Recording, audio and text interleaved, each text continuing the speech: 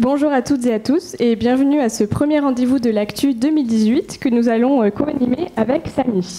Bonjour à tous.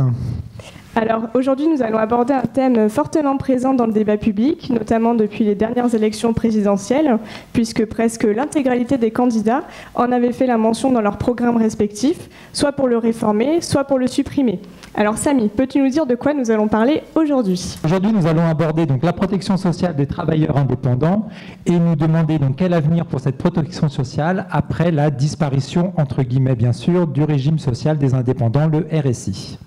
Alors il faut savoir que c'est l'une des réformes les plus importantes depuis la création de la sécurité sociale en 1945 et qui a été annoncée officiellement le 5 septembre dernier par le gouvernement. Alors pour introduire le sujet, nous allons faire un petit focus sur ce que représente la sécurité sociale des indépendants, notamment avec 3 chiffres clés que voici. Alors, la sécurité sociale des indépendants, c'est 6,5 millions d'assurés sociaux et 2,8 millions de cotisants, ce qui en fait le deuxième régime de sécurité sociale en termes de population couverte. C'est également un régime marqué par un fort turnover, puisqu'à la différence par exemple de la MSA, la plupart des indépendants passent aussi par le salariat pendant leur vie professionnelle. C'est également 5500 salariés, donc on a ici un aspect très important en termes de volet RH et logistique, puisqu'il faudra bien évidemment réaffecter les agents de l'ex-RSI sur les caisses du régime général, sans licenciement bien évidemment, mais avec d'éventuelles mobilités fonctionnelles. Et la sécurité sociale des indépendants, c'est également 2500 salariés des organismes conventionnés, qui sont aujourd'hui au nombre de 19, qu'il faudra réaffecter évidemment. Alors, à ce sujet, l'exemple donc, de l'URSSAF des Pays de la Loire, dans laquelle nous avons effectué notre stage de découverte avec Samy, s'est appliqué à intégrer quelques 57 collaborateurs en son sein, qui étaient issus d'un organisme conventionné collectant les cotisations maladie des professions libérales. Alors, nous allons vous présenter la trame de notre exposé, qui se distingue en 2 parties. Donc, dans la première partie, nous allons aborder les travailleurs indépendants sous une approche historique et démographique. En termes d'actualité, nous allons faire un petit focus sur les travailleurs des plateformes collaboratives. Donc, nous allons élargir un petit peu le sujet avec Samy. Et nous parlerons ensuite rapidement du RSI, avec une analyse comparative des protections qu'offre la sécurité sociale des indépendants avec celles qu'offre le régime général pour les salariés. Et dans la seconde partie, nous verrons les défis qui se présentent à l'aube de l'après-RSI et les questions qui se posent au vu de la réforme en cours. Alors, petite approche historique et démographique. Donc, à la création de la sécurité sociale en 1945, les travailleurs indépendants restent en marge de la création du système social. On a donc un échec de l'unité de la sécurité sociale, qui était l'un des 3 objectifs beveridgiens. Cependant, la loi du 22 mai 1946 étend la sécurité sociale aux indépendants et qui s'est actée sur une période assez large. Donc en 1948, on a la création de régimes d'assurance vieillesse obligatoires, donc CANCAVA pour les commerçants, organique pour les artisans et CNAFPL pour les professions libérales. Et la loi du 13 juillet 1966 a créé l'assurance maladie obligatoire donc pour les travailleurs indépendants. En termes d'évolution démographique, donc on a un nombre de travailleurs indépendants qui a été divisé par 2 depuis les années 1970. Les agriculteurs indépendants, donc, leur nombre a été divisé par 5. Et il y a 25 ans, ils représentaient la moitié de l'effectif des travailleurs indépendants. Et pour les travailleurs du tertiaire, seul 9% de l'emploi est occupé par eux, contre 20% en 1970. On va faire une petite analyse comparative au niveau européen. Alors, concernant la démographie des travailleurs indépendants dans les grands pays de l'Union européenne, nous avons une évolution assez contrastée. On peut voir que la proportion des non-salariés en Italie reste assez élevée, avec 26% de l'emploi en tout, avec une faible proportion en Allemagne et qu'elle est en croissance au Royaume-Uni. En France, en revanche, elle reste assez petite, puisqu'il y a seulement 10% de l'emploi qui est pris par les travailleurs indépendants. Cependant, on a une montée en masse du nombre de micro-entrepreneurs et une émergence des plateformes collaboratives qui font aujourd'hui naître une nouvelle génération de travailleurs indépendants. À ce titre, je vais laisser Samy vous en parler un peu. Alors, les plateformes collaboratives. Tout d'abord, qu'est-ce qu'est une plateforme collaborative? Donc, il n'y a pas vraiment de définition très précise. On peut seulement dire que c'est un écosystème d'économie partagée qui met en lien des clients et des offreurs. Alors, l'offre, elle peut être très diverse, on le voit sur ce tableau. On peut avoir donc de l'immobilier, de la consommation, de la finance ou du temps. Donc, ces plateformes, elles posent de nombreuses questions à notre système social. Donc, on a pour l'immobilier, donc on a des plateformes bien connues qui sont Airbnb au niveau international et qui opèrent aussi en France, bien sûr. Au niveau des biens de consommation, donc nous avons la société Uber qui se développe, qui a commencé sur les taxis et qui se développe aujourd'hui sur la livraison de nourriture en collaboration avec les restaurants. Au niveau du temps, nous avons des plateformes assez particulières qui font apparaître une nouvelle forme de travail, qui est le micro-travail, avec par exemple en France l'opérateur Full Factory qui en fait propose des tâches parcellaires à des particuliers rémunérés à des tarifs extrêmement bas, très très loin de notre minimum du SMIC. Donc pourquoi s'intéresser aux plateformes collaboratives? Donc on a vu des formes d'emploi extrêmement diverses, un potentiel de croissance considérable, même si aujourd'hui en France le phénomène reste assez marginal, le potentiel reste très important. De nouvelles formes de travail, donc le loisir actif. Donc qu'est-ce que c'est que le loisir actif? C'est un particulier par exemple sur Blablacar qui va proposer une offre de covoiturage. Et la grande question autour de ce nouveau phénomène, c'est qu'est-ce qui différencie un employeur, un chauffeur de taxi par exemple, et d'un particulier qui va proposer son offre sur Blablacar et qui va être rémunéré bien sûr. De nouvelles formes de subordination, le cas emblématique, ça va être par exemple les chauffeurs chez Uber.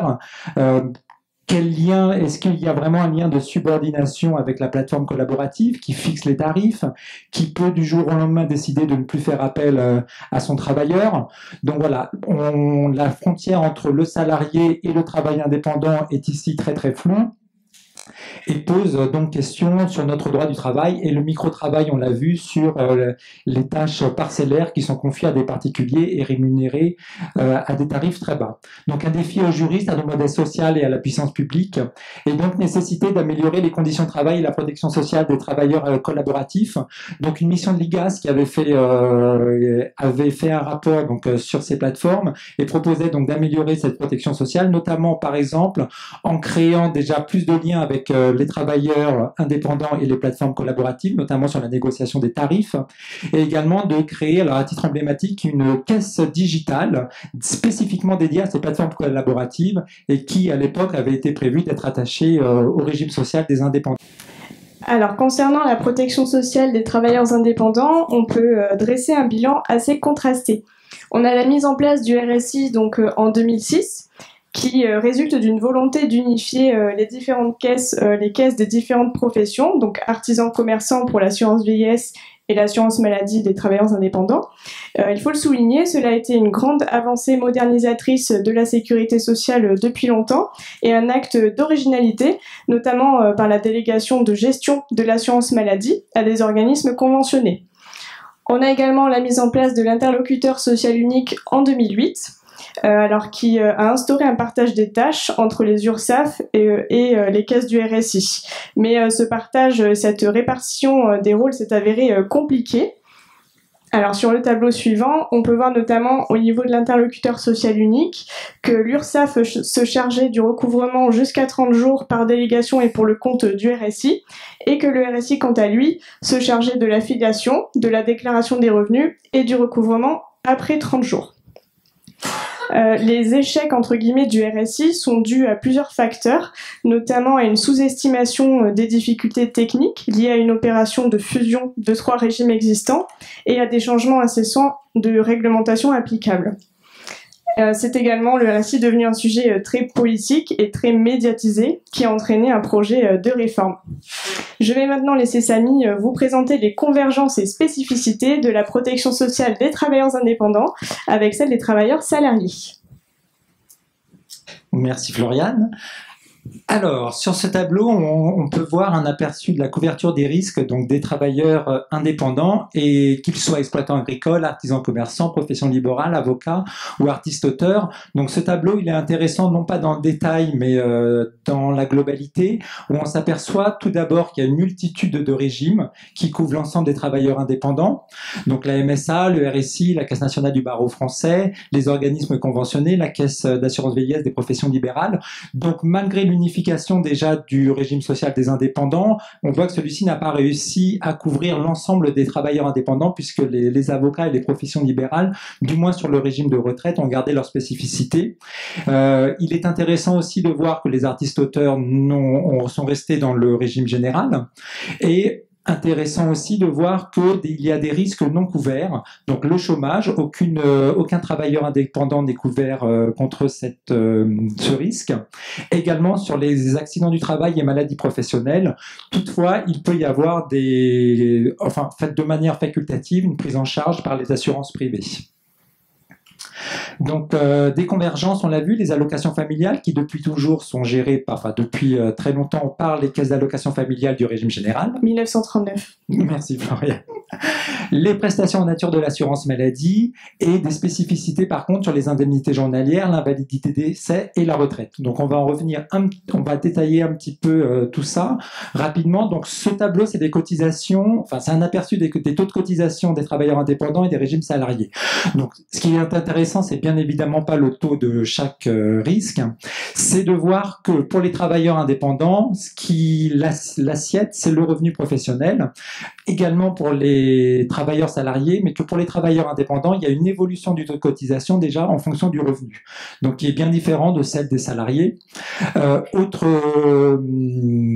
caractéristique aussi, et ce qui fait la particularité des travailleurs indépendants, c'est que le travailleur indépendant, il est seul, il produit lui-même tout son salaire, et il doit payer des cotisations sur l'ensemble de son revenu.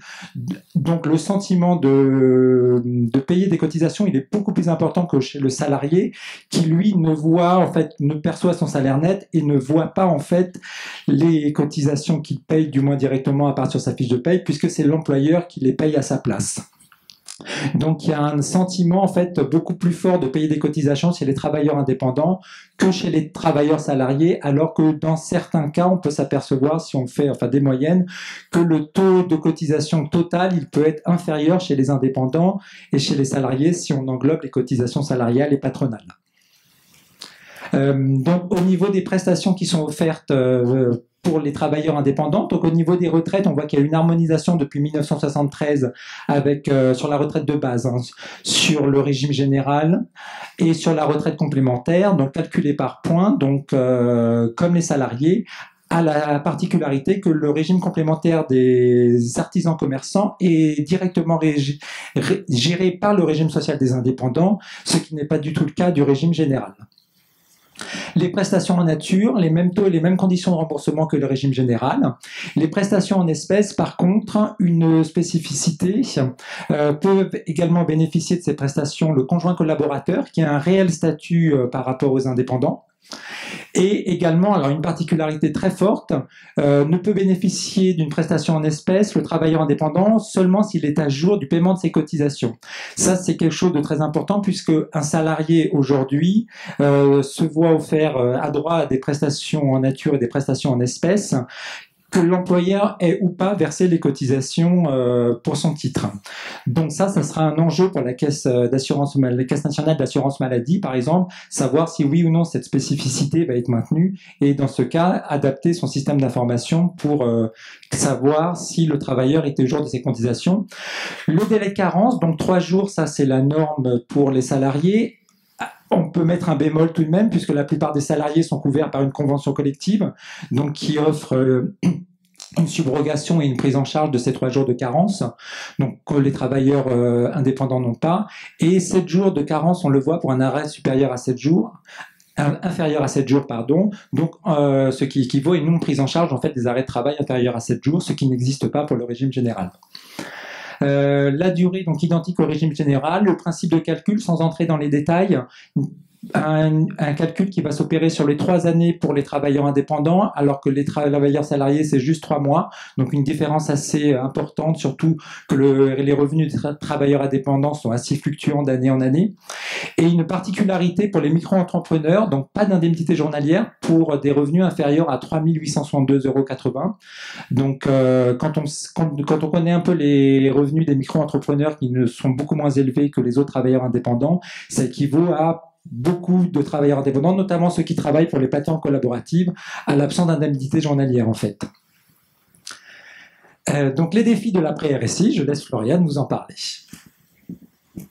Alors je vais passer assez vite sur ce point puisque nous avons eu la chance il y a 2 semaines d'assister aux essentiels recouvrements. Alors la réforme du RSI, c'est une réforme ambitieuse et inédite. Alors au vu de son ampleur, on a prévu une phase transitoire de 2 ans. Les caisses déléguées nationales et locales sont donc mises en place depuis le 1er janvier dernier.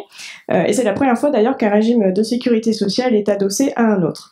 On a une pluralité d'enjeux de la réforme, notamment les 2 principaux sont l'amélioration de la protection sociale offerte aux travailleurs indépendants et évidemment un enjeu de réintégration des agents du RSI et des organismes conventionnés au sein du régime général. J'insiste sur cet aspect parce que c'est vraiment l'aspect crucial de la réforme. On aura des gains certains grâce à cette réforme, comme une harmonisation de 2 régimes de sécurité sociale et une simplification des démarches pour les assurés sociaux, puisqu'il n'y aura plus qu'un seul interlocuteur, le régime général, indépendamment du statut de salarié ou de travailleur indépendant. Concernant les modalités de la réforme, donc on a la mise en place de caisses déléguées, on a également la mise en place d'un comité de pilotage qui est composé de directeurs des caisses nationales du régime général et du directeur de la caisse nationale déléguée pour la sécurité sociale des indépendants. On a également la mise en place d'un comité de surveillance qui est chargé de valider toutes les étapes de la réforme et de son déploiement. En 2020, donc à terme, on aura un transfert de l'intégralité des activités et des agents au sein du régime général.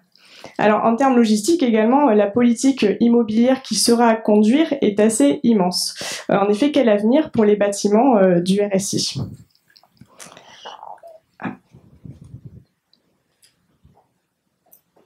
Alors, on le voyait tout à l'heure, donc des spécificités très fortes pour les travailleurs indépendants.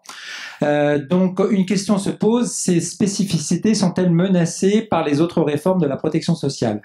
Parce que, donc on l'a vu, le régime social des indépendants va être intégré au régime général, mais d'autres réformes affectent aussi les autres travailleurs indépendants en marge du RSI. Donc l'universalisation des prestations familiales, je n'y reviens pas. Des délégations de gestion à la CNAM, donc de plus en plus de mutuelles confient la délégation de leur risque obligatoire, de leur assurance maladie obligatoire à la CNAM, et ce depuis déjà longtemps. Donc ont déjà été faits la Mutuelle Générale de la Police, la Banque de France, la Mutuelle des Mines, les hôpitaux civils de Lyon, l'Intérial qui est la mutuelle du ministère de l'Intérieur et plus récemment la Mutuelle des étudiants. Et donc reste à venir l'ensemble des mutuelles étudiantes cette fois-ci et la Mutuelle Générale qui concerne plus d'1 million de fonctionnaires, donc qui font que la branche maladie du régime général devient de plus en plus croissante. Merci Floriane. Donc les réformes sur les autres travailleurs indépendants, donc on va s'attacher à 3 réformes. Le premier a déjà eu lieu, qui est le transfert de recouvrement des cotisations des professions libérales de maladie aux URSSAF. Donc comme l'a dit Floriane tout à l'heure, nous avons effectué un stage donc à l'URSSAF Pays de la Loire qui a récupéré donc APRIA le personnel et les activités donc d'APRIA, qui a été un organisme conventionné, donc le plus important dans le réseau.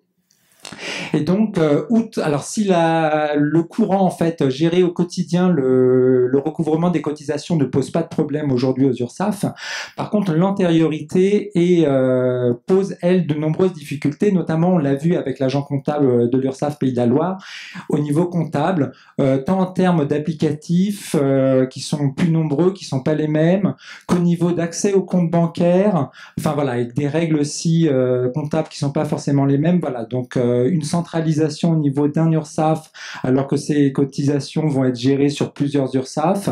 Enfin voilà, des problèmes assez complexes qui ne sont pas forcément toujours clairement identifiés au démarrage des réformes. Autre réforme sur les professions libérales, donc qui est une restriction du champ de compétences de la CIPAV. Donc la CIPAV, c'est une caisse de retraite des professions libérales. Donc qui par la LFSS 2018 a vu son champ de compétences réduite à un certain nombre de professions, puisque jusque-là, des professions qui n'étaient pas forcément rattachées à telle section professionnelle étaient par défaut rattachées à la CIPAV. Donc, ce qui se passera en 2019, c'est que ces professions seront dorénavant rattachées au régime général. Donc, a priori, pas une grande importance. Pour la CIPAV, si, puisqu'elle va voir son nombre de cotisants diminuer de beaucoup, et donc avoir un ratio cotisants-prestations déséquilibré, et donc toujours voilà, cette croissance à côté du régime général. Et dernièrement, le transfert des activités de recouvrement de la sécurité sociale des artistes-auteurs aux URSSAF. Donc aujourd'hui géré par deux associations de type loi 1901, la GESA et la Maison des artistes, donc qui continueront d'exister en tant qu'associations, mais qui verront leur transfert de recouvrement, enfin le transfert des recouvrements de cotisations transférés à un URSSAF. Alors, on va faire un petit focus sur une protection qui pourrait être accordée aux travailleurs indépendants, celle d'une assurance chômage. Donc, l'évolution de l'assurance chômage et l'ouverture de cette assurance aux travailleurs indépendants constituent une piste d'évolution majeure de notre système de protection sociale. Elle viserait à apporter une protection à des populations confrontées aujourd'hui à un risque de chômage qui est insuffisamment couvert par le marché de l'assurance privée. Alors la philosophie de cette proposition repose sur une idée phare, celle d'accorder une protection à l'individu lui-même plutôt qu'à son statut professionnel. Alors près de 80% des travailleurs indépendants se disent favorables à une telle indemnisation chômage. Cependant, il y a 3 300 000 travailleurs indépendants actuellement, donc cela suppose un dispositif potentiellement coûteux. C'est également un groupe assez hétérogène qui est marqué par de fortes disparités, notamment en termes de revenus, de patrimoine, d'activités exercées, mais également avec un risque différent face au chômage. Donc, quel serait le fait générateur de l'indemnisation pour éviter que le dispositif soit trop onéreux au départ ? La mission IGAS-IGF d'octobre 2017 a identifié plusieurs types de faits générateurs susceptibles d'ouvrir droit à une indemnisation chômage. Il y aurait d'abord un fait générateur strict, par exemple la liquidation judiciaire. Si ce scénario était retenu, cela concernerait 50 000 à 60 000 personnes, donc travailleurs indépendants, par an. Il y aurait également un fait générateur plus large, celui de la cessation volontaire ou involontaire de l'activité. Alors, la mission IGAS-IGF a trouvé 10 scénarios possibles d'une indemnisation chômage pour les travailleurs indépendants, qui est résumé comme suit. Alors, je pourrais vous transférer le diapositif parce qu'on a résumé donc ces 10 scénarios en deux. Alors, soit un régime facultatif d'assurance, qui serait soit une assurance par le marché privé avec un soutien public renforcé et un fait générateur strict, donc une liquidation judiciaire de préférence. Ou par un régime public qui reprend ce qui existe déjà sur le marché privé, avec un fait générateur strict, mais avec une ouverture possible aux travailleurs des plateformes collaboratives, comme nous l'a expliqué Samy tout à l'heure. On pourrait également avoir un régime obligatoire, basé sur deux types d'indemnisation, une indemnisation forfaitaire ou un revenu de remplacement.